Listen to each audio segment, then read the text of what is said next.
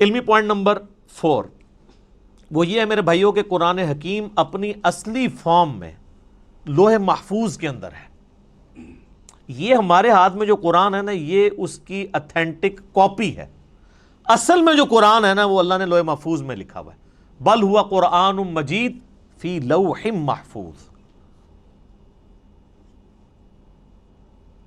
سورۃ الواقعہ میں بھی آیا نا کہ وہاں سے اس کو کس نے تنزیل من رب العالمین، یعنی یہ رب العالمین کا اتارا ہوا ہے.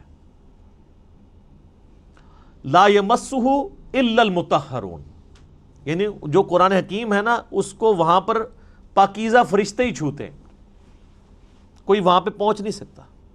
اللہ نے اسے اتارا ہے، یہ جنات کے اثر سے نہیں ہے، شیاطین کے اثر سے نہیں ہے. کیونکہ کافروں کا اعتراض تھا نا کہ یہ نبی الاسلام، اور بعض میں مخلص بھی تھے کہ یار اچانک زندگی کے 40ویں سال میں آپ غار میں جا کے غار حرا میں بیٹھے ہیں، ہو سکتا ہے کسی آسیب کا سایہ ہو گیا ہو تو اس کی وجہ سے آپ یہ کلام کر رہے ہیں. تو وہ تو پھر آپ کو پتہ ہے آسیب کے سائے والوں کی حالت یہ تو نہیں ہوتی، ان کی تو حالت ہی کچھ اور ہوتی ہے. وہ صحیح مسلم میں بڑی مشہور حدیث ہے نا، ایک بندہ ہے جو جھاڑ پھونک کیا کرتا تھا آسیب کے سائے کے لیے، جادو ٹونا کا علاج. اس کا نام تھا ضماد، عربی میں ضاد میم الف اور دال، اردو میں زماد. کئی مسلمان رکھتے بھی ہیں نام وہ، لیکن وہ جن کے نام زماد ہے نا ان کو پوچھے نا کہ نام آیا کہاں سے ہے، ان بیچاروں کو مسلم شریف کی حدیث نہیں پتا ہوگی کہ زماد ہے کون تھا. وہ جھاڑ پھونک کیا کرتا تھا، مکے آیا تو اس نے سنا کہ یہاں پہ ایک شخص ہے کہ جو بڑا ایک ڈائنامک اس کی لائف تھی، یعنی وہ سب کی آنکھوں کا تارا تھا، ایک کامیاب تاجر بھی تھا اور لوگ اس کے پاس امانتیں رکھواتے تھے، بڑا زبردست، یعنی وہ ایک سمجھ لیں کہ اس معاشرے کے ایلیٹ طبقہ تھا. تو اچانک اس کو کچھ ہو گیا اور لوگ پریشان ہیں. ظاہر ہے جس نے 40 سال تک کوئی بات ہی نہ کی ہو اس ٹاپک پہ، اور اب وہ کہے کہ میں اللہ کا پیغمبر ہوں، مجھ پہ یہ کلام نازل ہوا ہے، تو لوگ تو پریشان ہو جائیں گے. تو اس نے کہا کہ میں جھاڑ پھونک جانتا ہوں، اگر تو مجھے اس کے پاس لے جاؤ تو مجھے امید ہے کہ میں اس کا علاج کر لوں گا. اس کو کیا پتا تھا کہ علاج اس کا نہیں، اس کا اپنا ہو جائے گا. تو لوگ اسے لے گئے نبی الاسلام کے پاس. تو آپ صلی اللہ علیہ وآلہ وسلم سے اس نے کہا کہ میں آپ کا علاج کر سکتا ہوں، آپ بتائیں کہ آپ کے ساتھ کیا ایشو ہے، تو اپنا مسئلہ بیان کریں. تو آپ صلی اللہ علیہ وآلہ وسلم نے نا کوئی بات نہیں کی، قرآن بھی نہیں پڑھا. آپ جو تقریر سے پہلے خطبہ دیتے تھے نا، آپ نے بس وہ پڑھا، ان الحمد للہ نحمدہ ونستعینہ ونستغفرہ ونعوذ باللہ من شرور انفسنا ومن سیئات اعمالنا من یہدہ اللہ فلا مضل لہ ومن یضلل فلا ہادی لہ واشہد ان لا الہ الا اللہ وحدہ لا شریک لہ واشہد ان محمدا عبدہ ورسولہ. اب یہ کاش آپ کو عربی آتی ہوتی تو آپ کو پتا ہوتا کہ آپ نے کیا پڑھا ہے صلی اللہ علیہ وآلہ وسلم. تو اس نے جب سنا تو وہ ہل گیا. اس نے کہا جی ایک بار ذرا پھر سنائیں. دوسری بار، تیسری بار اس نے کہا جی میں گواہی دیتا ہوں کہ آپ اللہ کے پیغمبر ہیں، اپنا ہاتھ بڑھائیں اور مجھے مسلمان کریں.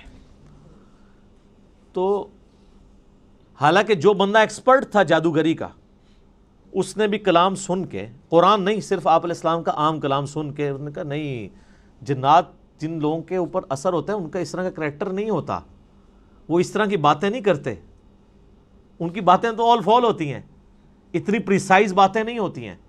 پھر نبی علیہ السلام کی مبارک ذات کا ایک روب بھی تھا. جو بندہ جادو کا، ان ساری چیزوں کا ایکسپرٹ تھا، اس نے ڈکلیئر کر دیا کہ جادوگر نہیں ہے. اور جو جہلات ہے، جن کو جادو کا، آسیب کا الف بے بھی نہیں پتا تھا، وہ لوگ نبی علیہ السلام کو اس کے بعد بھی جادوگر کہتے رہے، نعوذ باللہ. ان کی قسمت میں ہدایت نہیں تھی نا. ہونا تو چاہیے تھا کہ جب ایکسپرٹ نے مان لیا کہ نہیں ہے تو تم لوگوں کو تو پتہ ہی نہیں یہ فیلڈ ہے کہ نہیں، تم خام خواہ کہتے ہو. جیسے معذرت کے ساتھ آج کی دنیا میں آپ کو مثال دوں، میرے بارے میں علماء کہتے ہیں جاہل ہے، اس کو تو عربی بھی نہیں آتی، اس کو تو پڑھنا ہی کچھ نہیں آتا، وہ قرآن دیکھ کے بھی غلط پڑھتا ہے، وہ پڑھ ہی نہیں سکتا. ٹھیک ہے آپ کہتے رہے، تو جو سن رہے ہیں ان کو نہیں پتا کیا ہو رہا ہے. تو ہم ان باتوں کا بھی جواب نہیں دیتے. ہم کہتے ہیں ٹھیک ہے یار، آپ نے ہمیں جج کرنا ہے، ہماری ویڈیوز آپ کے سامنے ہیں، آپ ان کو دیکھیں اور جج کریں، آپ کو پتہ چل جائے گا سچائی کیا ہے، جھوٹ کیا ہے، غلط کیا ہے، آپ کو سب کچھ پتہ چل جائے گا. تو یہ میرے بھائیوں، یعنی یہ جو آواز حق کے لیے بلند ہوتی ہے نا، اس کے ساتھ ہمیشہ اس طریقے سے یعنی لوگ مسچیف کرنے کی کوشش کرتے ہیں، لوگ یعنی غلط طریقے سے حق کی آواز کو دبانے کی کوشش کرتے ہیں، لیکن اللہ تعالیٰ نے جو آواز اٹھانی ہوتی ہے وہ اللہ تعالیٰ اٹھا دیتا ہے. ٹھیک ہے، یعنی اب یہ بھی پوائنٹ ایک اتنا بڑا پوائنٹ ہے کہ یعنی اس کے اوپر ڈسکشن ہو سکتی ہے کہ قرآن حکیم اللہ تعالیٰ نے لوح محفوظ میں رکھا ہوا ہے اور اپنے اصلی حالت میں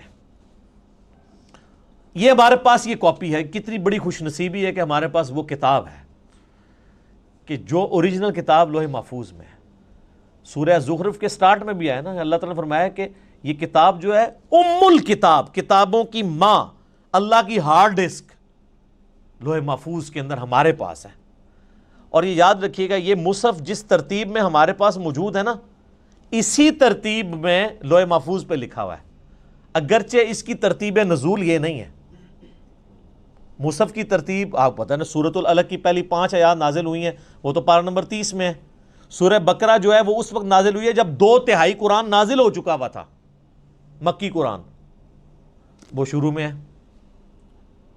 لیکن اللہ کے پاس لوح محفوظ میں اسی ترتیب میں ہے. وہ اللہ تعالیٰ نے اس کتاب کو سرکمسٹانسز کے اوپر نازل کی ہے، اور یہ اس قرآن کی سب سے بڑی خوبی ہے جو کسی اور الہامی کتاب میں نہیں ہے، کہ جو سرکمسٹانسز کے اوپر نازل ہوئی ہے اور مسلسل 23 سال تک.